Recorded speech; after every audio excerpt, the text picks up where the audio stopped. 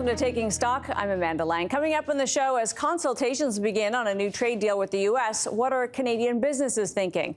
And Canada's Minister of Energy and Natural Resources on a new era of getting big projects done. Plus, young people are finding it hard to get work, but are they being discriminated against? That's all ahead. First, for the week that was in business, it's time for the briefs. Global growth will be better than expected this year, according to the OECD. In its updated forecast, the group said that while the effective tariff rate on imports to the U.S. is at 19%, levels not seen since the 1930s, most economies are proving to be more resilient than expected. The OECD now sees global growth of 3.2% this year, up from its view of 2.9% in June. Canada is forecast to grow at 1.1% this year.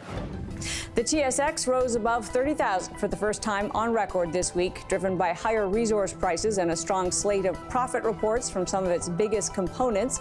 Gold in particular was a catalyst as the precious metal continued to hit new records this week. 3/4 of Canadians are choosing to eat out less frequently. According to data from Restaurants Canada, the high cost of living is keeping people at home, and that is even more true for younger Canadians. 41% of restaurants in Canada said they were operating at a loss or just break even in June. Canadian food and beverage firms could find new markets for $12 billion of exports that currently goes to the U.S., according to Farm Credit Canada. The Crown Corp released a strategy plan this week to reduce reliance on the American market to half of 2023 levels by strengthening domestic markets and establishing new international ones. TikTok violated Canada's privacy laws by collecting sensitive data about hundreds of thousands of children, according to the Privacy Commissioner. TikTok's terms of service prohibits use by children under age 13, but its controls were not strong enough, leaving the platform free to collect information about the kids and use it to target them with ads and content. NVIDIA, market leader in chips for artificial intelligence, is investing up to $100 billion in OpenAI, one of the highest profile AI firms. The deal will see NVIDIA supply OpenAI with the chips it needs in data centers, but the partnership between two key players in this emerging space may yet face antitrust scrutiny in America. And those are your business briefs. Consultations have begun as Canada gets set to reopen its trade agreement with the U.S., and business in Canada obviously has a lot riding on the outcome. Matthew Holmes is EVP International and Chief Public Policy at the Canadian Chamber of Commerce. Thanks for being with us, Matthew. Great to be with you, Amanda. So obviously, the consultations, the ideal presumably is we don't want any tariffs. What is the message from business to our negotiators as they head into this, what might be quite a contentious set of talks? Yeah, and I don't think we should expect these to be smooth waters either. I think there will be, there will be some trouble ahead, and these are difficult negotiations. We saw that last time as well. But what we're saying to government right now is, what's bad for business in Canada? It's losing your number one customer. And what we're seeing clearly is that the majority of our trade is still going to the U.S. tariff-free because of CUSMA, because of that trade agreement we have with the United States and Mexico.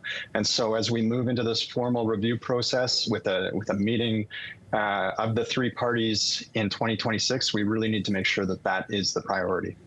Given that is the case, that we still have, of course, the best trade arrangement in the world, there are some sectors that we might start with and say get rid of those steel and aluminum tariffs, for instance. But overall, is it a good thing to drag this out? Do we actually want to slow down this process if we can and leave our existing trade deal as it is and as long as we can?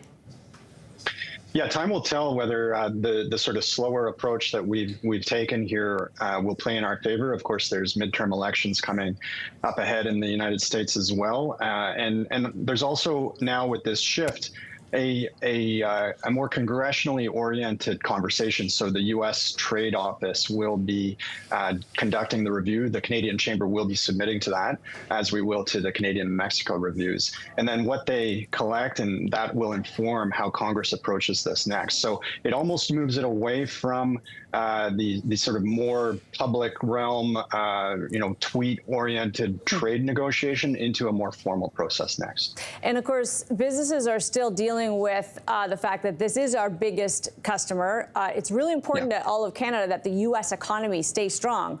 We haven't yet seen the full impact of tariffs on that economy, because that's actually where, of course, as we all know, it'll show up in higher inflation, in weaker business, in poorer profit. It hasn't happened yet. Are we worried about that we're actually going to be dealing with a struggling partner in a year or two? Well, that is a danger. I mean, the U.S. sneezes, Canada catches a cold, is the old saying, and so we need their economy to be strong, but we also need to get to a point where they and we both are willing to talk about how important this relationship is for both parties. And so it's a really delicate balance. What we are seeing, though, is the longer this drags out for business, it is having an impact on Canadian businesses. About 1 in 3 are saying it is impacting them directly if they're trade exposed.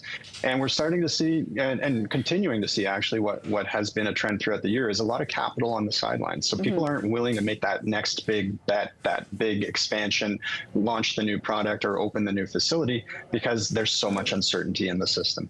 Not a ton of time here, but in terms of what you would ask from our government beyond the negotiating, what kind of support are you hoping to get for the businesses that are already struggling? And we've seen it show up in manufacturing jobs, for instance. There is, in some ways, already a recession in certain sectors.